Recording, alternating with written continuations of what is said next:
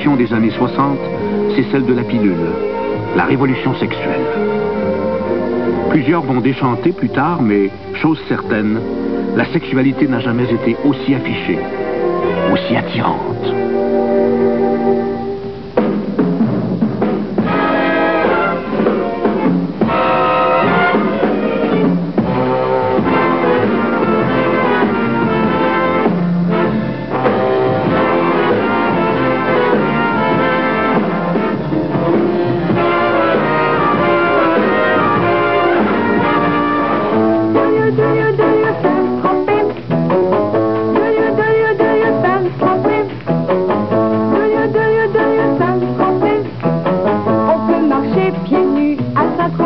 Ce n'est pas tout dans ce métier d'avoir un engagement, vous avez eu la chance d'en avoir un, mais faut-il encore être remarqué, je pense, non?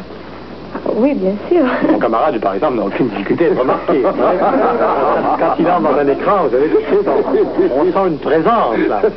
Pareil. Mais pour mener à bien une carrière comme la vôtre, est-ce que c'est nécessaire d'être une femme de tête, Geneviève? Ah oui, ça... Il faut en avoir. Certainement, il faut avoir la tête bien sur les épaules. Oui, oui. Hein? C'est mieux sur les épaules, autrement, ça dérange toute la symétrie, et puis il n'y a plus moyen de se retrouver après. C'est plus être très lucide, pas se laisser... Oui, je comprends. Est-ce que ça vous arrive quelquefois, une jeune fille qui a Binois comme vous en avez un, est-ce qu'il y a des moments difficiles? Ça, c'était ma question. Oui, ça, c'était ma question. Vous ne la posez pas. Je vais poser ça, mademoiselle. Ah, vous battez pas. Bien, Sainte-Denise, on va mettre toutes les choses qui plaisent le plus chez un homme, puis on va donner des points à Jean-Guy puis à Paul. Quoi? Ce n'est pas encore le féminisme, du moins pas tout à fait. Mais les femmes ont déjà quitté les clichés des années 50. La femme des années 60, c'est la célibataire, libre de ses choix. Combien de points donnes-tu sur 10 à Paul? Je sais pas, moi. Mais moi, je le sais. Faut lui donner 7. Plus que ça. Ah oui? Très bien. Faut lui donner 8. Et Jean-Guy, lui? 6. T'es généreuse, ma petite fille? Maintenant, confession. Ah, ben, j'aime mieux un avocat qu'un agent d'assurance. Oui. Alors, mais 9 à Jean-Guy et 7 à Paul. 9 pour un avocat. Qu'est-ce que tu aurais donné s'il avait été chirurgien? Maintenant, auto. Comment ça, auto? Ah oui, c'est une voiture de l'année, tu donnes 10. Une voiture de l'année dernière, tu donnes 9. Puis une voiture d'il y a 2 ans, tu donnes 8. Bon, eh bien, mets 10 à Jean-Guy et 8 à Paul. Ah. Lui, il aurait dû changer de voiture cette année, puis il sait pas, hein? Maintenant, intelligence.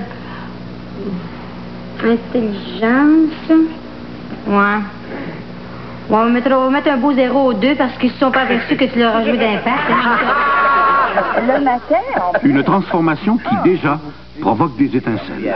Comme ce débat entre Lise Payette et Guy Fournier, qui auront bien d'autres occasions de placer leur dernier mot. Ce retour des choses que dorénavant, puisque la publicité s'adresse surtout aux femmes, on nous vend nos produits avec ce qui nous plaît le plus, c'est-à-dire des hommes. Moi, des voitures vendues par des femmes, j'en veux plus.